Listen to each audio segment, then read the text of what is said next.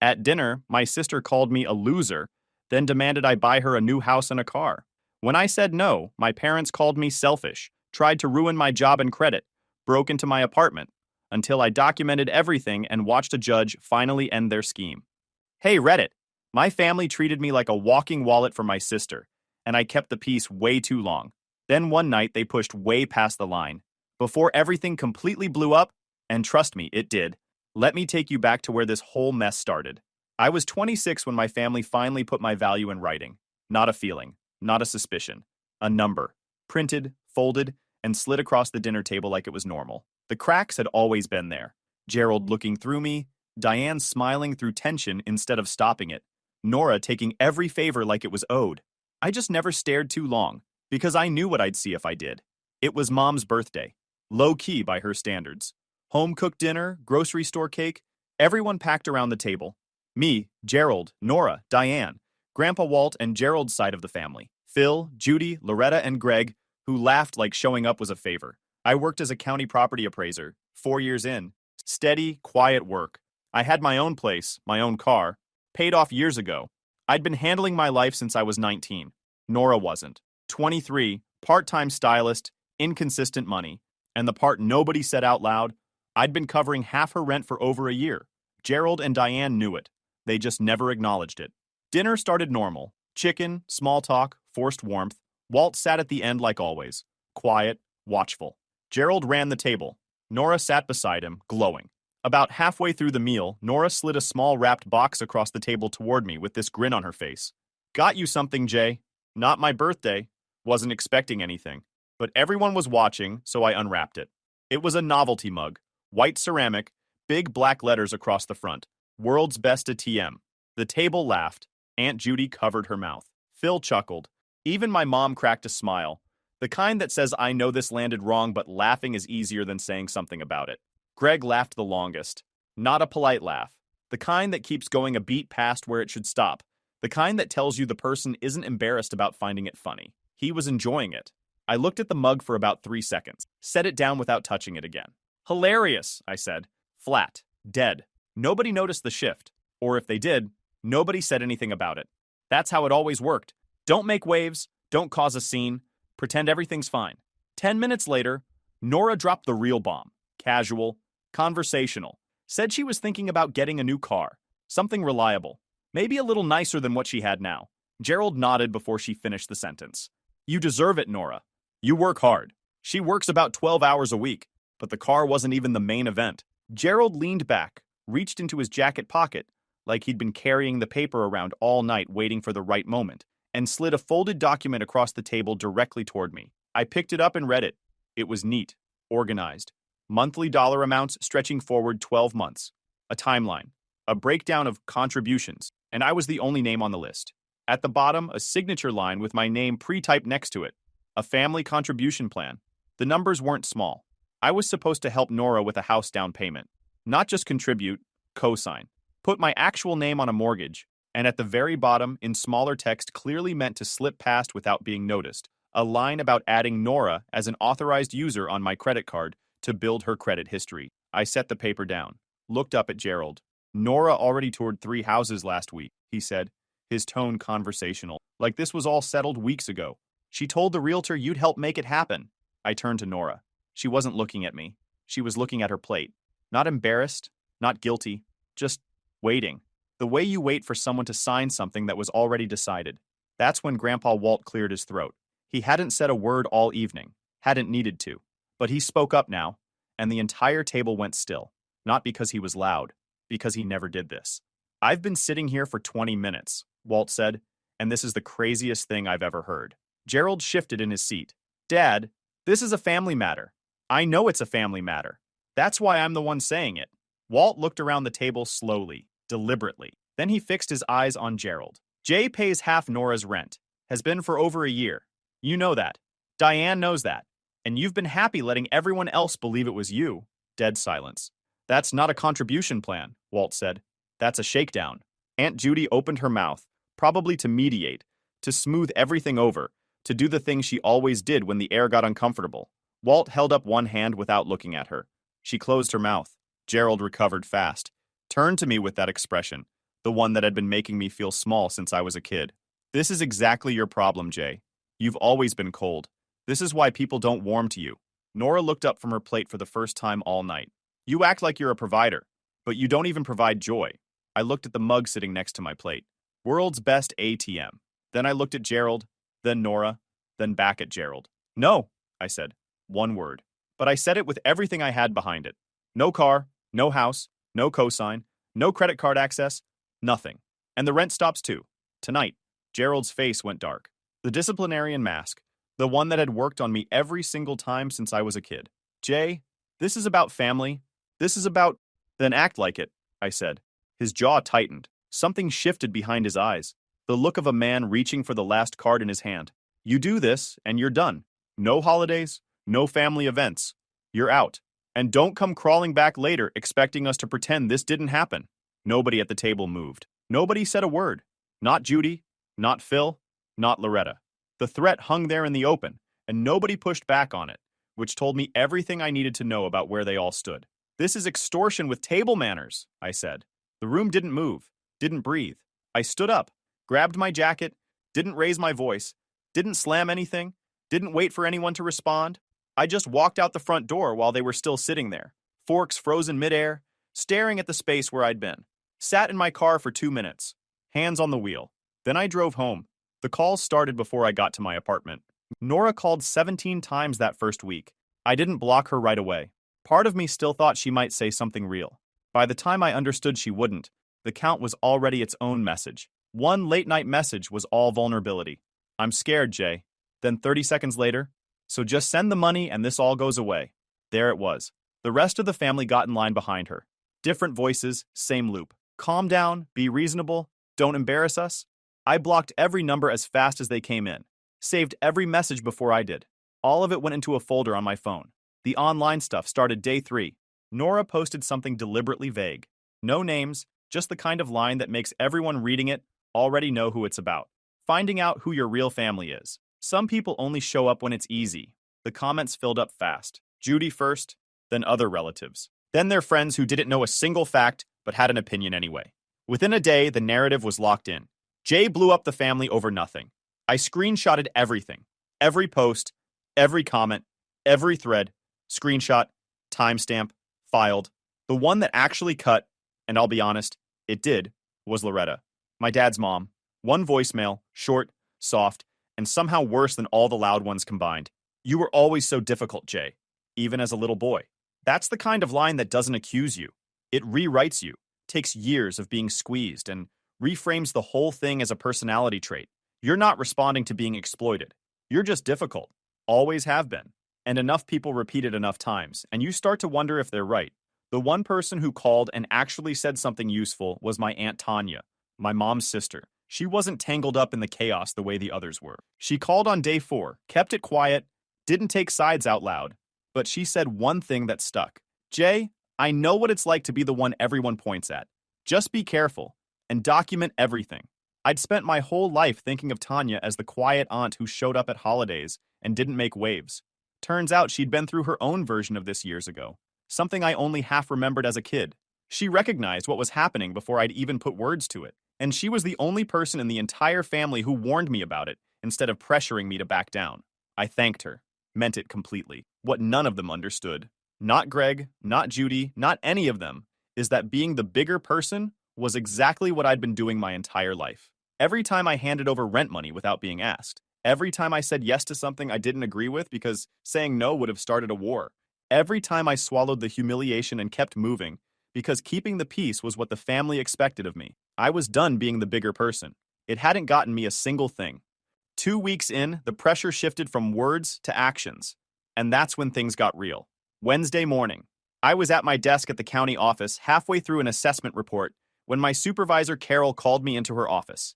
No warning, just a short email that said, "Come see me when you get a minute." When I walked in, she looked uncomfortable, not angry. Uncomfortable, the way someone does when they've been handed something awkward and don't know what to do with it yet. "Jay, I got a phone call this morning," she said, "from a man who said he was your father. He identified himself as Gerald, said he was concerned about your mental state, said you'd been acting unstable, and he was worried something might happen at work." The cold feeling in my chest wasn't panic. It was something steadier than that. Something that clicked into place. Did he give you any specifics? I asked. Calm, no edge. Not really, just general concern. He sounded worried. I sat down, kept my expression neutral. Carol was watching me carefully, not because she believed what Gerald had said, but because the call had to be documented. I gave her the short version.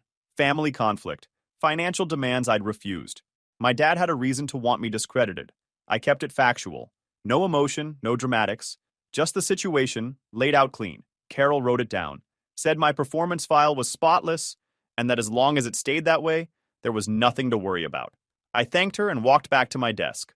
Pulled out my phone, logged it, date, time, everything Carol had said. He hadn't called my workplace out of anger. He'd done it strategically. Plant a seed, create a paper trail, make me look unstable before anything else happened. A quiet setup. I was going to make sure that setup didn't stick. The next morning I went in early before anyone else was there and wrote up a short summary of the family situation. Just the relevant facts, nothing emotional, and emailed it to Carol with a request that it be added to my file alongside the note about Gerald's phone call. I wanted it documented, both sides, so that if Gerald ever tried this angle again, there was context on record that told the full story.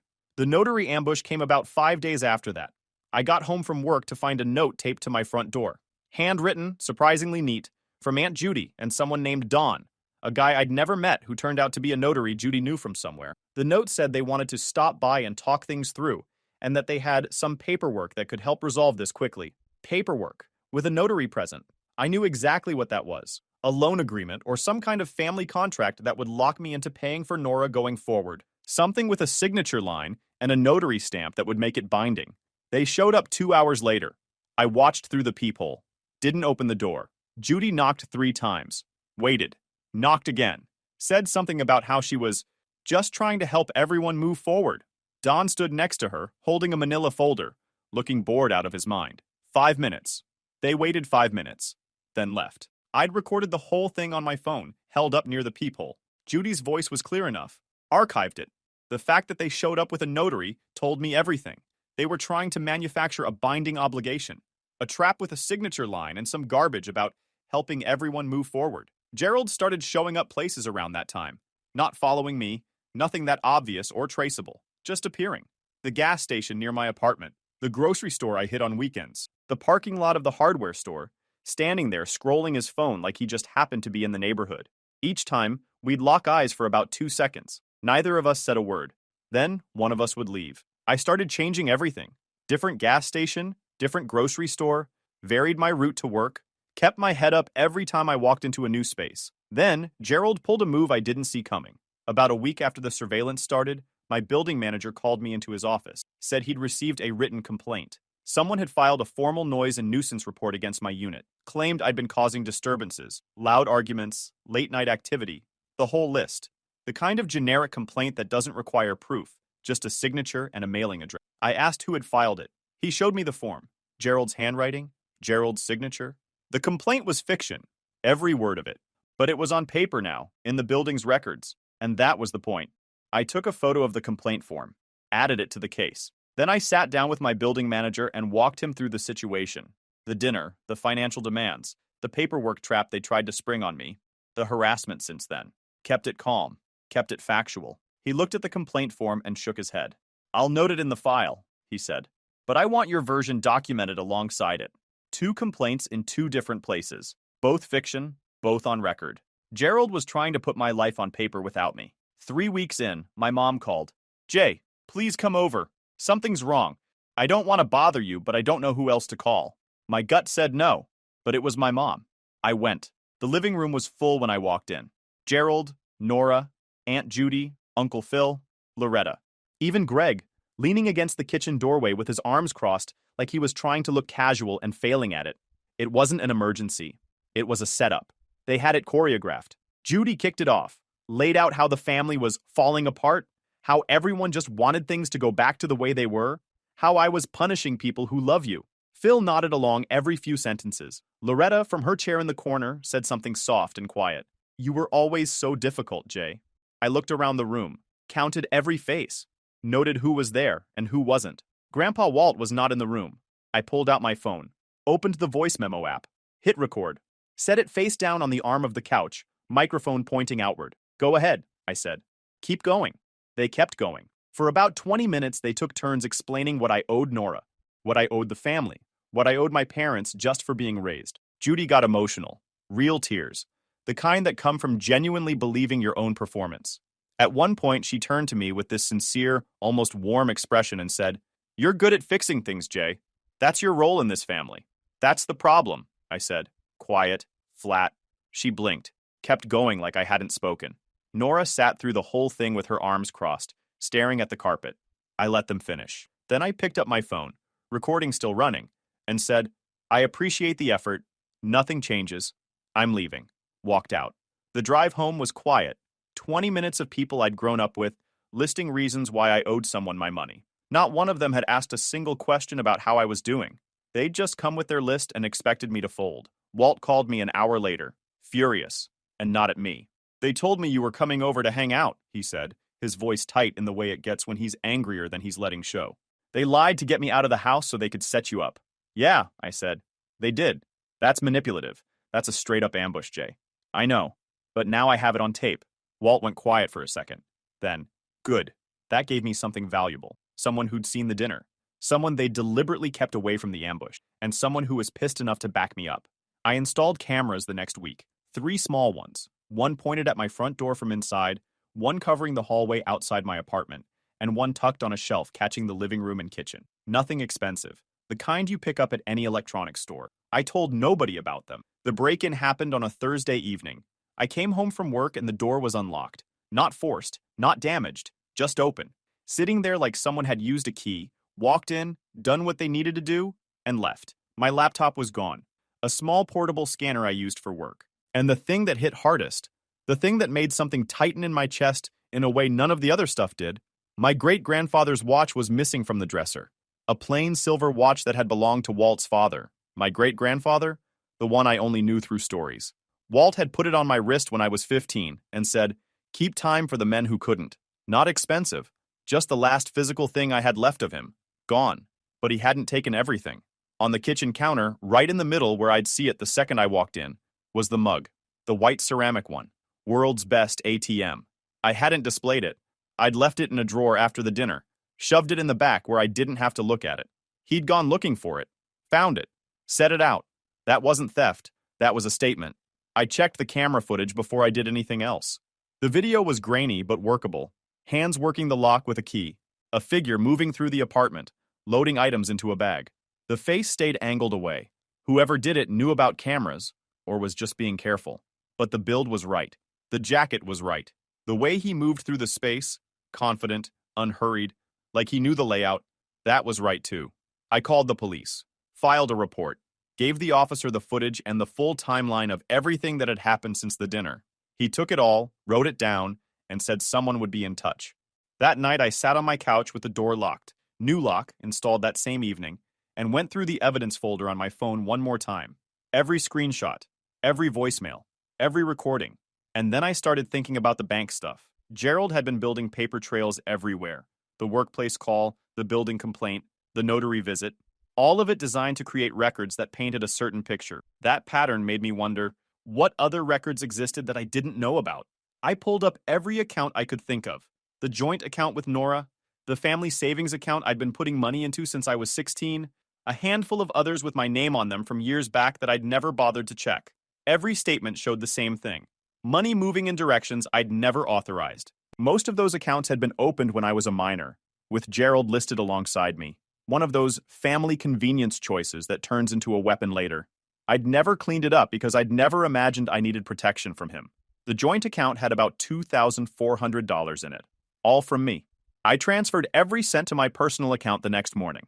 Then I closed it.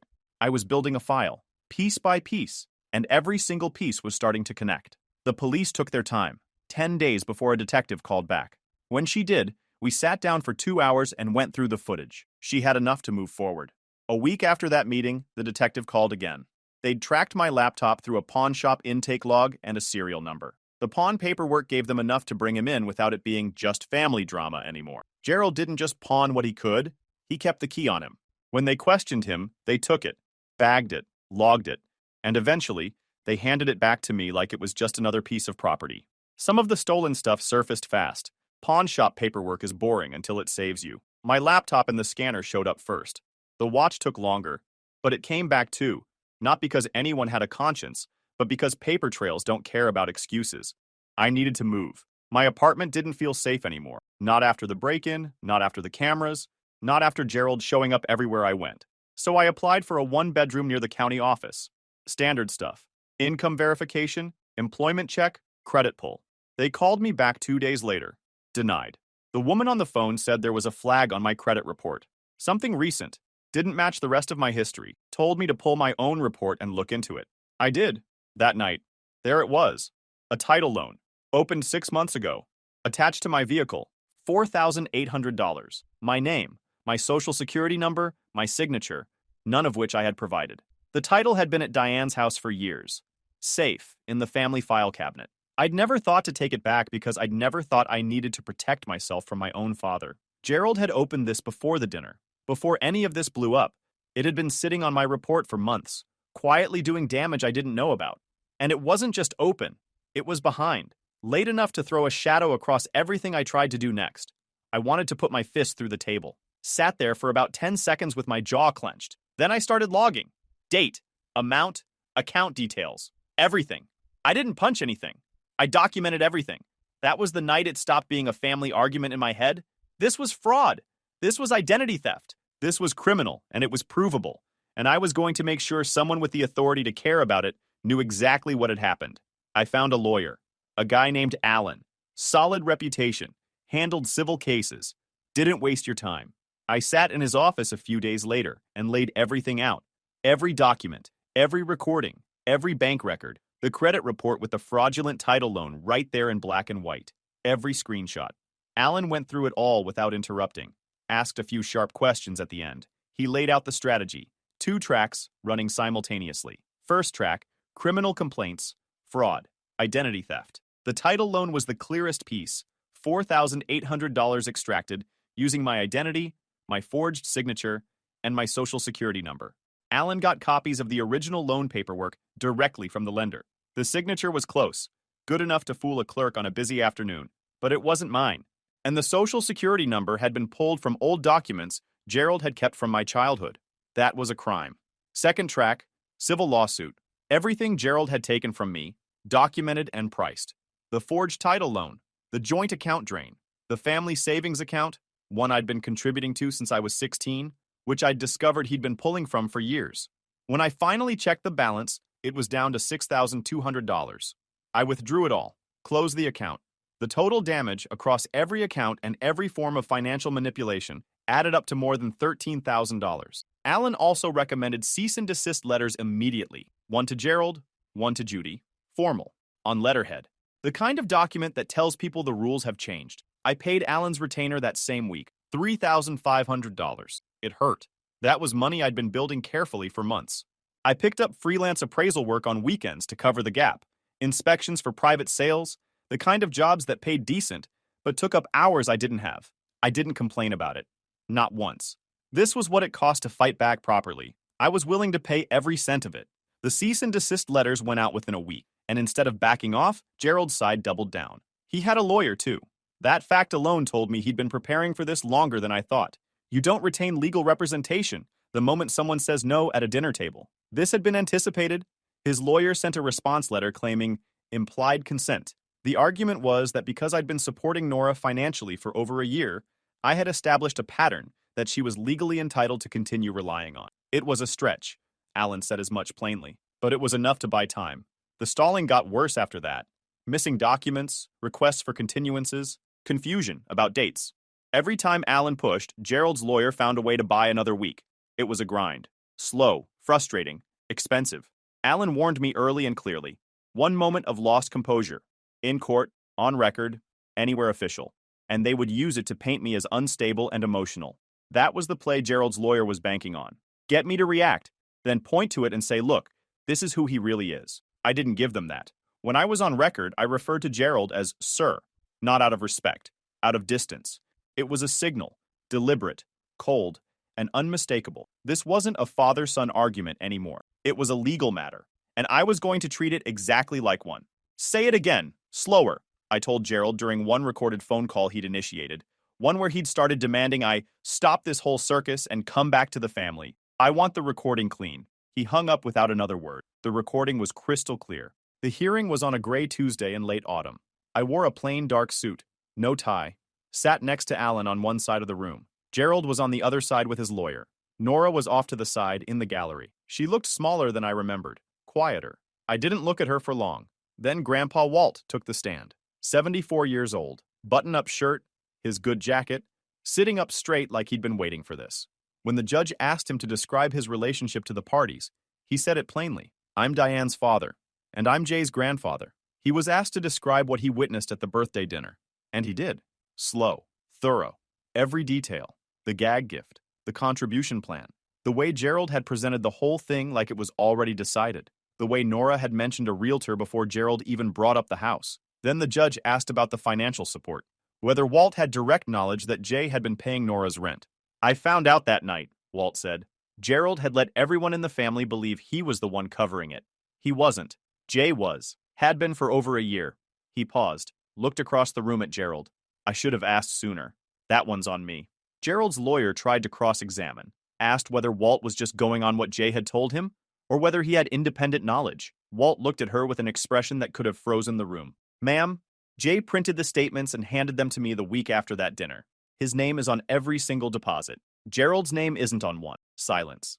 Gerald's lawyer shifted in her seat. Gerald himself stared at the table in front of him. Alan waited. Let it hang there. Made sure the judge felt every second of it before he moved on. The turning point arrived during Gerald's own testimony. He'd been solid up to that point. Measured. Reasonable. Playing the role of the concerned father who just wanted to help his daughter succeed. His lawyer had prepped him well. He spoke in calm sentences and used words like responsibility and family unity. He sounded credible to anyone who didn't know better. Then Alan stood up. The first few questions were easy, just establishing basic facts, getting Gerald comfortable. Then Alan pulled out a printed copy of a text message thread. Gerald to Judy. Obtained through discovery. Can you read this message for the court? Alan said. The one dated 3 days before the birthday dinner. Gerald read it. His jaw tightened, the first crack. The message said, we all agreed he'll calm down and pay later. Just keep the pressure on. The room went quiet. Not a gasp. Not anything dramatic. Just dead air. The kind that lands when someone says something true in a place where lies don't work anymore. Gerald tried to spin it. Said it was out of context. Said we didn't mean what it sounded like. His lawyer objected. Alan had 3 more messages in the same thread, each one tightening the same picture. The out-of-context defense started looking thinner with everyone. And that's when Aunt Judy, sitting in the gallery, cracked it wide open. She'd testified earlier that morning, briefly, about the notary visit. She'd been vague and evasive, the way people get when they know they're standing on thin ice. But when the message thread came up during Gerald's cross-examination, she blurted out, loud enough for the court reporter to catch every word, we didn't think he'd actually go this far. Every head in the room turned. The judge's head snapped up. Miss Judy, he said, sharp as a gavel, you are not testifying right now. One more outburst, and you will be removed from this courtroom. Judy sank back like the air had been punched out of her. Alan didn't flinch, didn't react, just let it sit there. Let the judge hear it. Let it do its damage on its own. The rest of the hearing moved faster after that. I sat through all of it the way Alan had coached me. No fidgeting, no expression that could be read as anything other than calm. When I spoke in short sentences. Dates, amounts, facts, no editorializing. When Gerald's lawyer tried to frame me as someone who had chosen conflict over family, I looked at her and said, we can discuss feelings after we discuss felonies. Alan actually smiled at that one. The judge did not. Tanya testified briefly that afternoon too. Not about the dinner or the money, about the pattern. She described her own experience years ago, the way the family had turned on her for setting a boundary. It gave the judge context, showed that what happened to me wasn't a one-time thing. It was how this family worked. The verdict came down 2 weeks later, in writing. I read it at Alan's office, sitting in the same chair where I'd first laid out the whole mess months earlier. A civil judgment for the full documented amount, a protective order, and a written finding that the fraud and identity theft claims were supported by evidence, enough that the criminal complaints stopped being family stuff and started being a file with teeth. Not a prison sentence. Not a dramatic collapse in front of a courtroom full of strangers, but it was permanent. It was documented, and it was real. It was also, for the first time in this whole thing, the truth. On the record, where it couldn't be rewritten or minimized. Things didn't blow up overnight. They came in slow, steady, over weeks and months.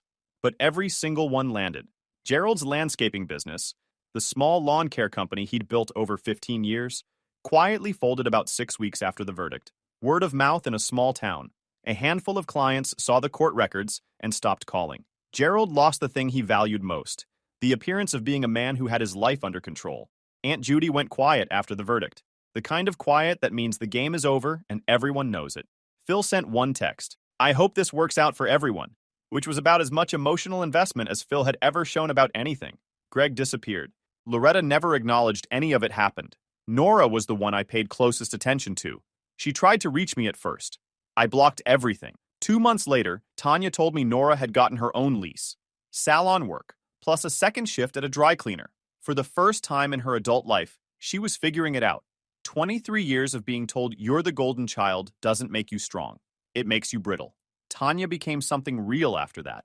Not dramatic, just consistent. A text every couple of weeks, a check-in on my birthday. She'd been through her own version of this years ago. She understood what it cost. 3 months after the verdict, I went to my mom's place. Not to reconcile, not to make peace. There was a box of old stuff at Diane's house I needed back. Photos, documents from when I was a kid, things I wanted before I closed out that address entirely. Diane opened the door when I knocked. She looked tired. Like something inside her had finally stopped running. She stepped aside to let me in. Didn't say anything. I grabbed the box from the hallway closet. Took about 3 minutes. When I turned to leave, she was standing in the kitchen doorway. "Jay," she said. I stopped. Didn't turn all the way around. "I know it doesn't change anything." Her voice was steady. "I chose peace over you, for years. And I told myself it was the right thing to do because it was easier. It wasn't the right thing." I stood there for a second. Let that settle. "Yeah," I said. "It wasn't." She didn't cry or ask for forgiveness.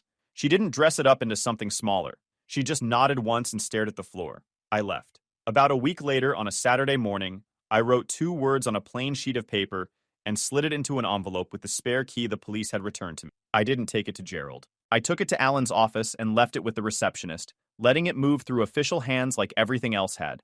Alan mailed it certified. The note said, "No access." An hour later, my phone buzzed from an unknown number. "You think you're better than all of us now." I stared at it, then sent back, "You don't miss me. You miss access." Then I blocked the number. The old photos were still spread across my table. I pushed them aside and opened the small evidence bag from the pawn shop recovery. The watch dropped into my palm. My great-grandfather's, the one Walt put on my wrist when I was 15. I held it for a long moment, then strapped it on where it belonged. Once the protective order was filed and the payments cleared, I changed everything. Address, routines, number. Quietly. Like closing a door that doesn't need to be slammed. Outside, the city kept moving. And for the first time in 26 years, nobody else had a key to my life. Guys, we are so close to hit 100,000 subscribers on this channel. If you are not subscribed to the channel, please consider subscribing. It really helps hit that 100,000 mark. Thanks for making this dream come true.